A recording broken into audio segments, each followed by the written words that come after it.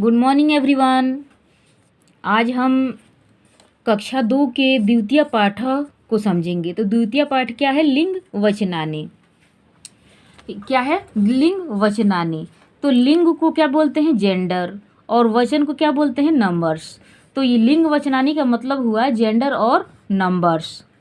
तो यहाँ पर सबसे पहले क्या है? लिंग। तो लिंग के बारे में सबसे पहले समझेंगे। लिंग किसे कहते हैं? तो जिन शब्दों से हमें स्त्रीलिंग, पुल्लिंग और नपुंसक लिंग का बोध हो उसे हम क्या कहते हैं? लिंग कहते हैं।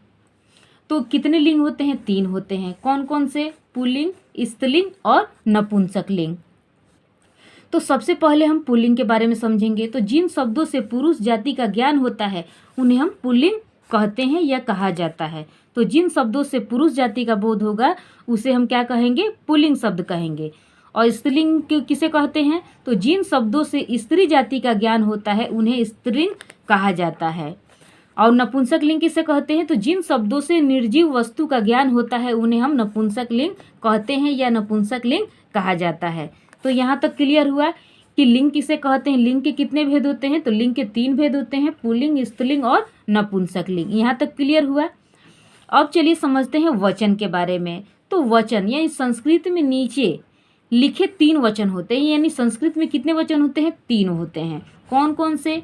एक वचन, एक वचनम, द्विवचनम, बहुवचनम। तो यानी एक वचन, द्विवचन और बहुवचन। तो अब यहाँ पर सवाल उठता है, प्रश्न है कि एक वचन किसे कहते हैं? तो जिन शब्दों से एक की संख्या का पता चलता है, जिन शब्दों से एक की संख्या का पता चलता है, एक की संख्या का पता चलता है उन्हें एक वचन कहा जाता है। जैसे मृगः, लता, चक्रम आदि। ये सब क्या है? ये सब एक वचन के शब्द हैं। द्विवचनम, जिन शब्दों से 2 की संख्याओं का पता चलता है उन्हें हम क्या कहते हैं? द्विवचन कहते हैं या द्विवचन कहा जाता है। अब यहाँ तक तो हुआ द्विवचन। अब चलिए समझ लेते हैं हम। तो द्विवचन किसे कहते हैं? जिन शब्दों से 2 संख्याओं का पता चलता है उन्हें हम द्विवचन कहते हैं या कहा जाता है। तो जब कभी भी 2 संख्याओं का पता चले तो द्विवचन, और जब कभी एक संख्याओं का पता चले किसी शब्द को देखकर तो उसे हम क्या कहेंगे? एक वचन। तो यहाँ पर तीसरा है बहुवचन। तो बहुवचन किसे कहते हैं? तो जिन शब्दों से 2 से अधिक संख्याओं का पता चलता है उन्हें हम बहुवचन कहते हैं या कहा जाता है। जैसे मृगः, लता, चक्राणी आदि। ये सब क्या है? बहुवचन। तो यहाँ पे मृगा, कभी भी हम संस्कृत का शब्द देखते हैं तो उसे हमें पता चलेगा कि मृगा जो है यानी यहाँ पर बहुत सारे मृगों का बोध हो रहा है। पता चल रहा है कि यहाँ पर बहुत सारे हिरण हैं। लता, लता शब्द को देखकर पता चल रहा है कि बहुत सारे बेल हैं। चक्राणी यानी चक्राणी शब्द को देखकर पता चलता है, बोध होता है कि यहाँ पे बहुत सारे चक्र हैं। अब चलिए समझते हैं यहाँ पर फिगर के माध्यम से वचन के बारे में। तो यहाँ पर एक वचनम क्या लिखा है? एक वचन। सबसे पहले यहाँ पर लिखा है अकारांत पुल्लिंग।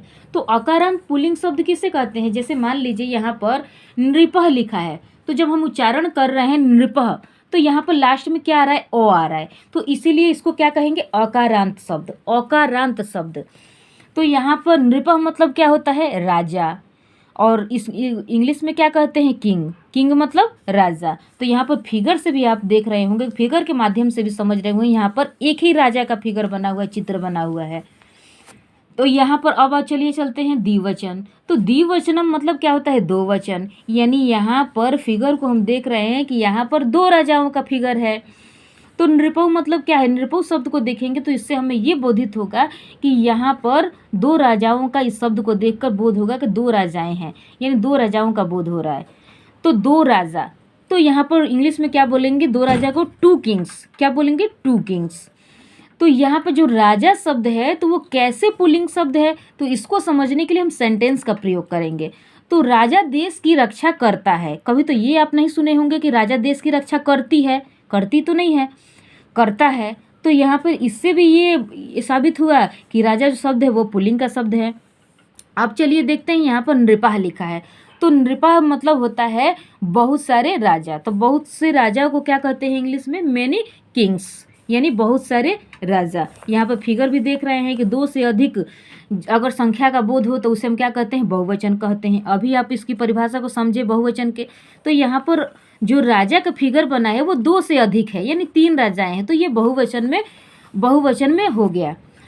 अब आते हैं यहाँ पर, चलिए देखते हैं फिर फिगर के माध्यम से वचन को समझते हैं और लिंग को भी समझते हैं। तो यहाँ पर दिया हुआ है, सबसे पहला लिखा है सूका। तो सूका मतलब क्या होता है, ये संस्कृत का शब्द है। सूका मतलब होता है तोता। फिगर से भी आप देख पा रहे होंगे कि ये जो फिगर बना है वो तोता का फिगर है, यानी तोता का चित्र है। तो सूका मतलब क्या होता है, तोता। तोता को इंग्लिश में क्या बोलते हैं, पैरोट। यहाँ पे सुकऊ, सुकऊ क्या है, संस्कृत का शब्द है। तो ये किस वचन में है सुकऊ, ये द्विवचन में है। तो इससे पता चलता है कि यहाँ पर 2 तोताओं का बोध हो रहा है, यानी द्विवचन में क्या हो, द्विवचन किसे कहते हैं, यानी जिन शब्दों से हमें 2 संख्याओं का बोध होता है उसे क्या कहते हैं, द्विवचन कहते हैं। तो यहाँ पर सुकऊ जो शब्द हम देख रहे हैं, तो इससे हमें ये बोध हो रहा है कि ये द्विवचन का शब्द है। तो सुकऊ मतलब, तो यहाँ पर द्विवचन है, तो यहाँ पर 2 तोते होंगे। तो 2 तोते, तो 2 तोतों को हम इंग्लिश में क्या कहेंगे, 2 पैरोट्स।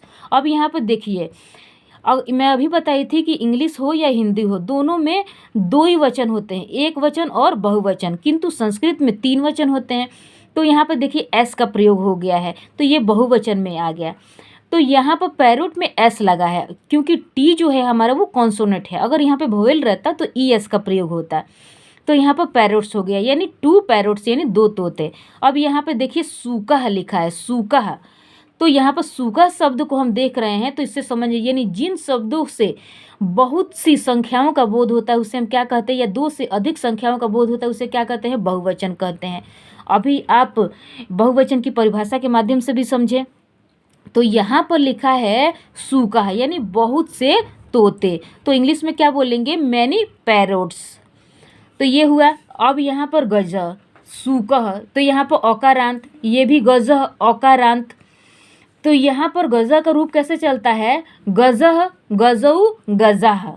तो गज़ह ये जो है संस्कृत का शब्द है। गज़ा मतलब होता है हाथी, इंग्लिश में हाथी को क्या कहते हैं, एलिफेंट। फिर यहाँ पर गज़ऊ, यानी ये संस्कृत का शब्द है। गज़ऊ शब्द से हमें ये बोध हो रहा है कि ये क्या है, पुल्लिंग का शब्द है, क्योंकि हाथी गरजता है, गरजती नहीं है कभी।